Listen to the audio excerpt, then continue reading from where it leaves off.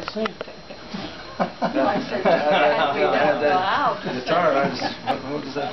Well, guys, welcome tonight. Thank each one of you for being here. And just to make my parents feel a little bit better, they were saying last Sunday in Sunday school, Mom thought they were the oldest people in there. There happened to be one person older, so that made them feel better. Yeah. My father just had his 83rd birthday last week. So do we have anyone older? All right. You made him feel better. I had a birthday in February. Well, good. So you guys... You're a little older than me. Yeah, all right. I'm glad to hear it. So thank you. Thank you. Well, we have a brief time together tonight, and we're all going to be walking out of this door in 30 minutes. I have set a timer to make sure that's going to happen. And who we are on our way out is your choice. God grants us the ability to grow and learn in all passages, and this one can be especially good for you. But it's up to you how you spend the next minutes of these life. Choose to open your mind and heart and gain the most. And my prayer and hope for each of you is that you'll enlarge your knowledge tonight so you can grow in your ability to do the following. Number one, truly be more healthy and not merely reduce pain. 2, make more wise decisions about your health for the rest of your life. Understand the reasons to seek health care and not crisis intervention. And own more readiness to give these truths to more people. You know, I'd like to thank my team. Bree, our camera lady tonight, Becky in the back row, Renee wherever she is, Dr. Kernan. If you give them all a big hand. Thank you. And I'd especially like to thank my parents for being here.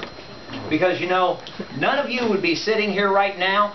I would not be here. My staff wouldn't be here if it hadn't been for these guys. Yesterday they drove... Is it 600 or a little over?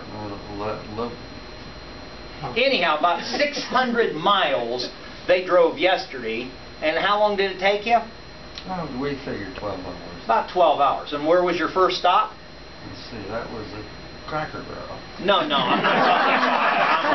talking about. Where was your first stop in Asheville? Oh, the first stop in Asheville was right here. Right here? Right here. We haven't been here for a while. Yeah. Interesting, huh? Yeah. So, you know, I've told, most of you have been to some of our spinal workshops before, and let me just reiterate a couple of things. You know, my parents, my mom is 80, and soon to be 81. Soon to be 81. And been married now 63, soon to be 64. Soon we'll be 64. Now that amazes me. Does us too. Yeah. Exactly. Two human beings living together for almost 64 years. Congratulations. Amen. Yes. And as they would tell you, but by God's grace. Amen. You know, it's the only way that has happened. That's right. So, we're going to give you an opportunity to ask them a few questions here in a little bit. But first, I want to make a couple of comments. If a Boeing 747 went down loaded with passengers and it crashed and everybody on that plane died, do you think you'd hear about it? Even if it happened any place in the world, you would still hear about it, right? What about if that happened 2 days in a row? Yeah, not only would you hear about it, what would start happening? Start grounding planes. And they not only ground planes because of maybe safety concerns, how many people would maybe change their plans about flying someplace? And what about if that happened 3 days in a row? There'd be a whole lot of people that would like, I'm not taking an airplane. You know, my wife and I, we were in Holland during 9/11, and the world did change on that day, that's for sure. But I tell you what, it never bothered us to fly at all. And for about 3 years after 9/11, man, if you wanted to travel, you could go any place. Easy. There was nobody in the airports. I figured it took about 3 to 5 years, and about 5 years after 9/11, okay, most people were back to the same things that they were doing, but about 3 years after 9/11, I mean, what we saw, airports, airplanes, pretty dang empty. So if that happened 3 days in a row, man, that would be something.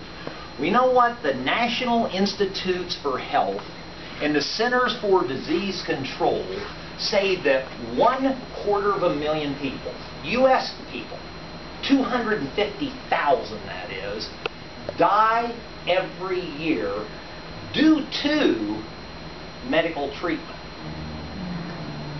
That is the equivalent of 747 going down and killing every passenger every day. How much do you hear about it? Yeah, very little to nothing.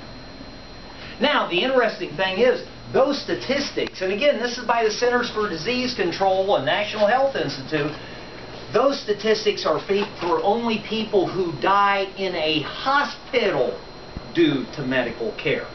That does not include all the people that die in nursing homes, that die at home, and die other things due to medical care that they thought was going to help them. I'm not against medicine. I am not against drugs, not against surgery. My dad has had spinal surgery, what was that, 6 years ago, something like that? And did I encourage you to have it? Yes. Yeah. And he wasn't going to have it till I told him, Dad, you need to have it. Not against it. But you got to understand, this culture we're living in is killing people all over the place. And I got to tell you, a couple things, and this just came about last week. Today is Tuesday, 24th. Was it Tuesday or Wednesday you went in the hospital? Wednesday. My father was in the hospital last Wednesday. Heart, what they thought. I want to discuss a little that with you and a couple of other things, and then we'll turn it over to you, because over the years we've had several different things happen that could have caused a conflict. My father's a veteran. How many veterans we got in here? Thank you, each one of you. He's a veteran, so he gets to go to the VA, right? Right.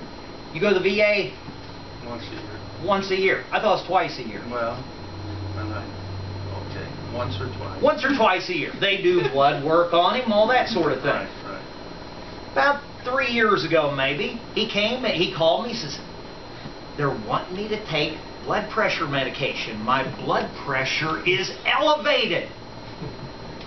What do you think? Well, you know, I am honored that I have my parents. But I'm also honored that they think highly enough of me to ask me my opinion before they go ahead and do something. And said, what do you think? And I said, well, how did they know your blood pressure was elevated? Well, they took it at the VA. They've taken it twice. Once 6 months earlier and once today. So they want to put me on a very mild blood pressure medication. If you had your blood pressure taken 2 times over a 6-month period and it was slightly elevated, would you go on blood pressure medication? I wouldn't. Told my dad, you need to get a blood pressure cuff. How many people in here own a blood pressure cuff? Most. You know, you can get a pretty decent one for 40 or 50 bucks. Oh, that's expensive. Dad, go out and get a blood pressure cuff. Here's what I want you to do. Buy a blood pressure cuff. I want you to start taking your blood pressure the moment you get up. I want you to take it right after breakfast. If you exercise that day, I want you to take it right after you, before and after you exercise. I want you to take this at least 6-8 times every day. I want you to write it down, do it for 2 weeks straight, send me the results. And what were the results after you did it a couple of weeks? Yeah. None of them were elevated. Not a single one of them was elevated. You ever heard of the white coat syndrome? Yeah. You go into a medical thing and everybody's walking around in white and you smell this weird stuff in the air and your blood pressure does what? You need to know what your normal is. All of us are unique. All of our normals are different. What about your heart rate? How many people know what their resting pulse rate is? A few, about half. I would encourage you to know that. I'll talk about that in just a minute. A few years ago, my father, they don't see medical doctors. They see chiropractors, and the chiropractor thinks they need to see a medical doctor. They'll tell them. Well, a few years ago, when my dad was 75, he thought, you know, I don't have a medical doctor. Maybe I should have one just in case. They had a family in their church was an MD, right? Right. They thought very highly of him. Come on in and have a seat. Right front row, boy. So, no problem. Glad you're here. So, my dad makes an appointment to go see this guy. He does the complete workup, all the blood work, and he has an elevated PSA. How many people know what a PSA test is? Most guys should. Prostate enzyme test. Well, it's elevated. He tells my dad, we need to do a needle biopsy on you. Well, if you didn't know this, the needle biopsy is to confirm they need to go in and do the roto-rooter job on you. And you know, sadly, a fairly significant percentage of men that have that done wear diapers for the rest of their life, can never have an erection again. And now they found out that if you're over 70 years old, you shouldn't even have a PSA test done. Too many false negatives. If you're over 50, it should be with your informed consent because there's so many false positives on the things. So he has it done. They didn't know this at this time, so he has it done to age 75. You need a needle biopsy. He calls me. What do you think? I said, Dad, you go to the VA once or twice a year, right? Been doing it for a while. Yeah, it's free. Got any more guys in here like that? It's free. So I said, you need to go to the VA and get all your blood work done on you. Well, this is PSA. I said, believe me, they've checked PSA on you. He goes to the VA, gets like 10 years worth of blood work done. The blood work that he just had done, it was the lowest PSA in the last 10 years. Does he still need a needle biopsy? No. And when this doctor saw that, it was like, oh, okay, well, we won't do it. Scary. It's scary. It's scary. How many of you know who Dr. Acton is? On the radio, I was telling him about this whole story. He says, you know, and he's an MD also. They're trained as robots. They have, they are trained. Come on in. Hey, how you doing? I'm good. We're right in the middle of a workshop. Is it an emergency? Well, I just want some directions. I got it. How many of you ever seen this book, the Merck Manual? Walmart. So a few have seen the Merck Manual. The Merck Manual is the medical cookbook. So in medicine, you have to have a diagnosis to treat. And what is a diagnosis? An opinion, right? But once you have the diagnosis, you look it up in the Merck Manual, and it tells you how to treat that person for that diagnosis. That's the way the game works. So recently, last Wednesday, my father's having some numbness in your left fingers, right? Some tingling in the arm, pain up in here. Not severe, right? Just what, a dull? And so my niece is over there, who is an RN, and he tells her about it. He says, well, I need to check you. So she goes out to her car, gets her blood pressure cuff, takes his blood pressure, which was fine, checks his heart rate. My father has been an athlete his entire life. You think his heart's bigger than most people? Sure, had to work hard. His heart rate is much lower. In fact, he is in the Indiana High School Basketball Hall of Fame.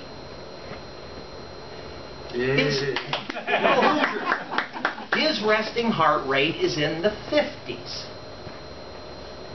Most people don't have a resting heart rate in the 50s, right? She thought there's something wrong. She thought, you need to go to the hospital. He goes to the VA. They check him out. They do blood work, blood pressure, everything else. They say he needs to go to the emergency room. And if he goes from the VA will pay for it. If you leave here, it's on you. So they transport him in the EMS. Cha-ching, cha-ching, cha-ching. They're going to pay for it now. Transport him in EMS to the emergency room. Get him in the emergency room, they do more blood work. And then, this is when he calls me. They want to put him on a blood thinner and a statin. I didn't bring the blood results because I had them send it to me. My father's cholesterol level was 180, do you remember the number? Like 185 was his cholesterol level. And they wanted to put him on a statin. They also wanted to put him on a blood thinner. Just when I called, the nurse was in the room. He says, here, you talk to her. Hands me, and I've got the nurse. She says, yeah, she says, your father's refusing the statin. He doesn't want to do that.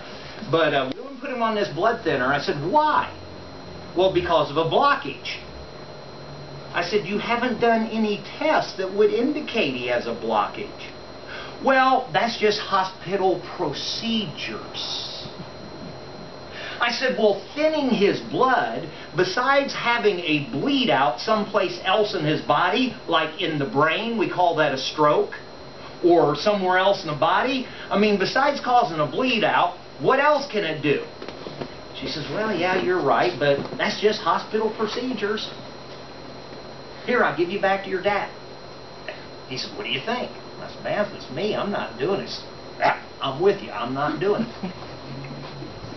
The next day, they want to do a stress test. They kept him overnight so they can do a stress test. Cha-ching, cha-ching, cha-ching. You know, that's a good excuse to keep him overnight. Goes down to the treadmill. He's got an issue with his hip. He can't take a long enough stride. So you start the stress test, they get him all hooked up, and they tell him, oh, this isn't going to work. You can't take a long enough stride. So what does the cardiologist order? A chemically induced stress test. I asked him, why? Well, you know, because, you know, he may have some issues going on. This is based on the fact that he's 83 years old and his resting. So I talked to the nurse. I said, did you check his vitals this morning? She said, yes, I did. I said, what was his heart rate? She said it was 51. Oh. I said, do you know what it is now? She says, no, but I'll go back in the room and find out. I said, please do. She goes back in the room. She says, it's 59. I said, oh, it went up a little. She says, yeah. I said, do you know what his normal resting heart rate is? She said, no. I said, well, what do you think it would be for an 83-year-old man? Well, that would be below normal. I said, ma'am, he's been an athlete his whole life. His normal heart rate is in the 50s. Oh.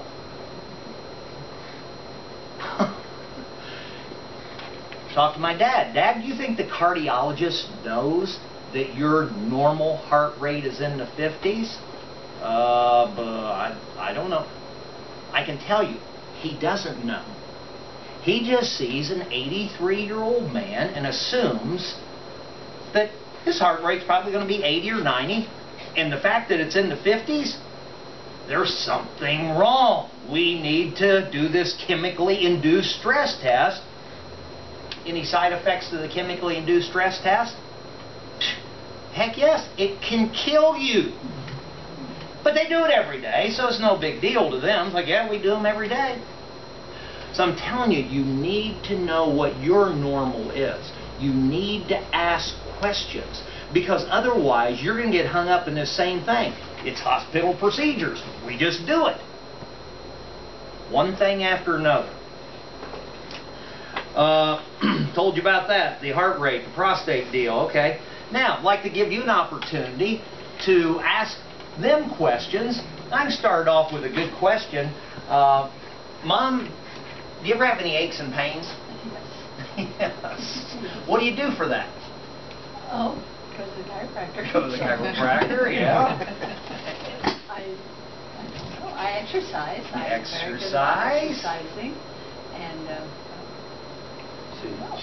She keeps me busy. I don't take drugs. I mean, I don't do that. So sometimes I just suffer, but they're never that bad. Yeah. You know, Dr. Kernan put this thing over here. What's the #1 leading cause of acute liver failure in the U.S.? Tylenol. Yeah, the #1 cause of acute liver failure. Tylenol. Something you can buy in any grocery store or gas station. Any kid can buy it. And yet it's the #1 cause of liver failure. You know, am I against pain pills? No, I'm not. But we have pain for a reason. You know, to tell us maybe we shouldn't be doing something. Anyone like to ask a question? You know, I'm fortunate that I learned from my parents about movement. Movement's critical at every stage of life. Nutrition. My mom was not a nutritionist, but did we ever have white bread in our house? yes, years ago when you were little, because it was Maybe when I was real little. Wonder Bread. well, we Yeah. went to the second-day store, 10 cents a loaf. But We that ate was Whole when you were- Foods. when you were kids. We ate whole foods. So you see, here's the vital needs pyramid. In other words, if you didn't have it, you would die.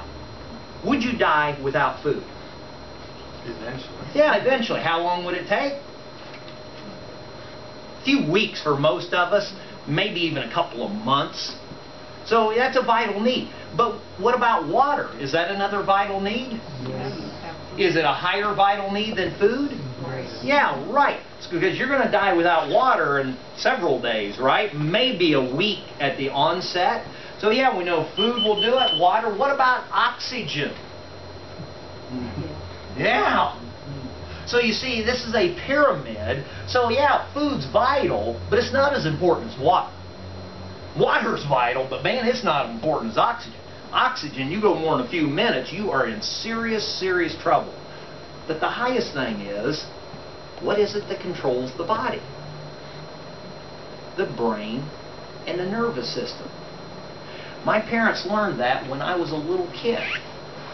That anything that interfered with this, getting from here to here, was going to cause your body to function at a lower level. And how long can you live without this? That's it. Once you interrupt this flow to here, bam, it stops. That's the legal definition of death. This stops. Going to this, you are now dead. You know, I would encourage, if any of you have not been checked, you need to get checked and find out what's going on. Do you have any bones out of alignment in your spine? Mom, what year was it when you first started going to the chiropractor, remember? When I was 31. So what that would have been, you were born in 31. I mean, well, No, you it couldn't have said- been 31, it was in the 50s. I mean, I was 31. You said what year? What year? Okay, 28. He you was know, I 31. don't really. Don't 50 really years. remember. Well, you're 80, Huh? 50 years. Yeah, I figured 50 years. that- 50 years. Yeah, over 50 years. Yeah, long time. Yeah. And my dad didn't start right away. Well, he was always healthier. He was always healthier. I had a bad fall, and I really messed my spine up, so I was in full health. He wasn't. How did you fall? I fell. I had high heels on, and we were going down two steps from a high school, and I don't know how do you know? My heel, all of a sudden, my legs were out front, and I went flat into the cement. And I remember he said, "Well, get up," and I said, "I can't move." And it was just for a few moments I could not move. But anyway, they helped me up and went home, and that was a Saturday night, and I know Sunday I got up and I was just all bent over. I could not straighten up. And it was Sunday church, and I said, "You go ahead and take the kids. I cannot go." But by Wednesday, I was fine. I was young, and I was fine by Wednesday. But the next 2 years, I just started going downhill. So 2 years later, I thought I was done. I was skin and bones, had horrible pain, and that's when I got started to have that. Thank you. I appreciate y'all coming tonight. Thank you so much. Anyone that has not been checked, on your way out, we'd be happy to set you up for an exam so that Dr. Kernan can check you and see if that's going on. Because it's like everything else. The longer you wait, it doesn't get better. It just slowly deteriorates. But again, give my mom and dad a big hand. Thank you so much. Thanks for being here. Have a good evening. Drive safe.